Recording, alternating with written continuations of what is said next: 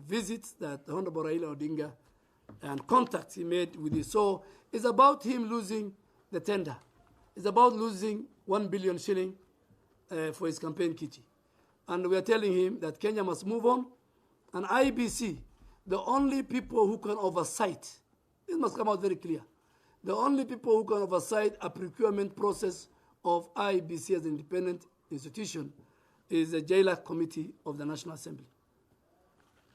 We don't believe in taking people to Dubai and seeing how our machine is working. That, I think, doesn't help us. And we want IEBC to provide all the infrastructure for a free, fair, and peaceful general election. We don't care who prints the ballot papers. We don't care who provides the ink. We don't care who provides the markers. We don't want who provides the lamp.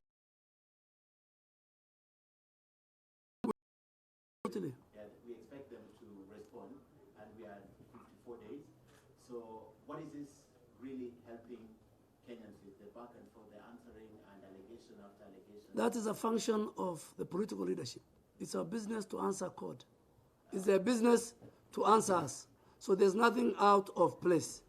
For us, we are saying, and we said it from our top leadership, from the president, IEBC must be given the space. The referee must be given the space. Where we have a problem with NASA yesterday is that they cannot purport to extend their lies and propaganda to the people of Kenya.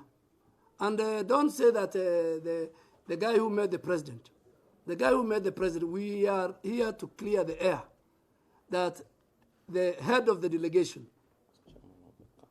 is none other than our brother Kitoni. And I think he should tell the country also that it's him who took the delegation to State House, and it's him again who's providing a photo, misleading photo, damaging photo, demeaning photo. And as you have said, it's good you have clarified yesterday that the individuals are too different. And I think that's a very responsible journalism. So we are saying that NASA is not genuine about their accusation on IBC. The accusation has a different meaning. It's about them losing a contract of a company who has promised them 1 billion Kenya shillings as part of their campaign kitty.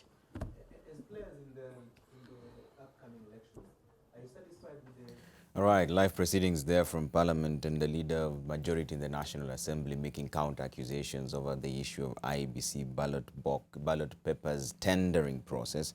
And he's mentioned that there's one Hamida Kibwana who he says was declared persona non grata in Tanzania for allegedly being involved in a bit of skewing the outcome of the elections there. And he also says that she's also involved with Smith and Usman. All that is verification. That's based on what he said. We haven't verified any of that information. He also mentioned that Raila was supposed to provide his passport to show that he flew to South Africa to have a deal with another company that was allegedly meant to give him a kickback of about 1 billion shillings. Those are all allegations coming from the leader of majority in the National Assembly, Aden Duale. Of course, in the wake of everyone speaking about the IEBC tendering process for the ballot papers, we're keeping an eye on all the developing stories for you, and as well giving you all the reactions from everywhere. Everyone who's speaking about it, you will definitely know. Here's the latest sporting action.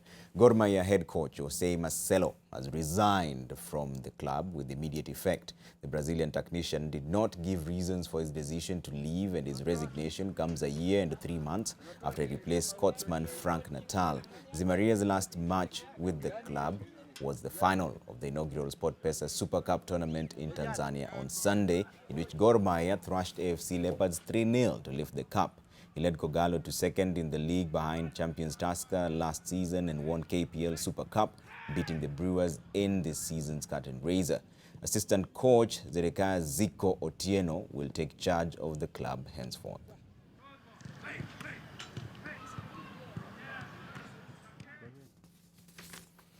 Away from that, cricketers from around the world will converge in Nanyuki this weekend for a two-day tournament to raise awareness for the nearly extinct northern white rhino. The Maasai Cricket Warriors and Nairobi's Obuya Academy will join teams from Kenya, England, Australia, South Africa, along with the Nanyuki-based British Army Training Unit, Kenya, at the Olpajeta Conservancy on Saturday and Sunday. Olpajeta is home to the last surviving male northern white rhino. Started in 2015, the last male standing Rhino Cup will feature 12 teams playing a total of 22 short format matches on a unique pitch that will be surrounded by the wildlife that roams the vast conservancy. All right, let's leave. More news updates coming your way at 7 and at 9. I'm Trevor Mbija. Always a pleasure having you with us.